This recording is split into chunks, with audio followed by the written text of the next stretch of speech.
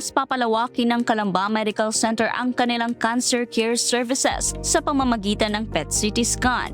Isang makabagong imaging technology na ginagamit ng mga doktor upang makita hindi lamang ang structure ng katawan kundi rin ang aktibidad o metabolismo ng mga cell.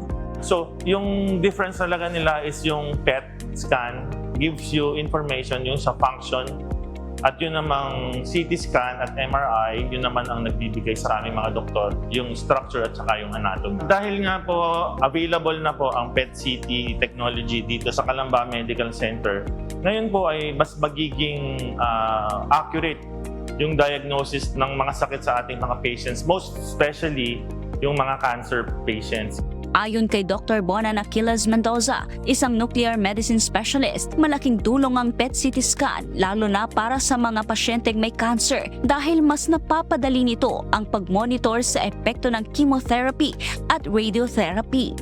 Ngayon, mas magiging mabilis or mas magiging maganda yung monitoring kasi malalaman agad ng kanilang attending doctors kung yung treatment nila is effective or pag halimbawa nakita sa PET CT na mas lumalaki or mas nagiging active yung mga cells, so mapapalitan agad nila ang kanilang treatment or ibahin nila ang dose kung kinakailangan.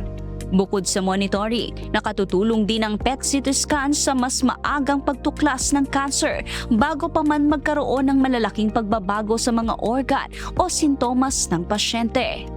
So kahit maliit pa yung cancer cells, kahit maliit pa yung bukol, pero yung cancer cells ay hypermetabolic, yung cells ay hypermetabolic. So ibig sabihin, bago pa lumaki siya at hindi nakikita sa CT scan or sa X-ray, makikita na natin sa PET CT scan natin. Dagdag pa ni Dr. Mendoza, malaking ginhawa rin ito para sa mga pasyente sa bahagi ng Calabarzon dahil hindi na nila kailangang bumiyahe papatungong Metro Manila upang magpa-PET CT scan.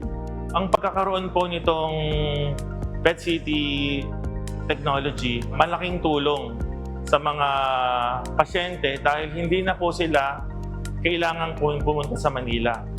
Mas maagang ma-diagnose ang kanilang sakit. Pag na-diagnose ng early yung sakit nila, mas early din ang magiging treatment.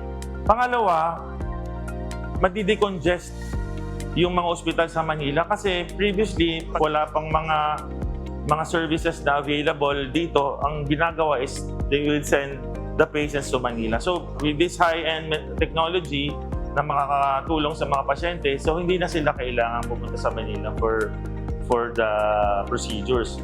Paalala naman ng mga doktor, huwag baliwalain ang mga nararamdamang sintomas at huwag matakot magpatingin sa espesyalista dahil ang maagang diagnosis ay susi sa mas magandang resulta ng paggamot. Kichi Cipriano, UN TV News and Rescue. Diyos ang aming sandigan, serbisyo publiko ang aming pinahahalagahan.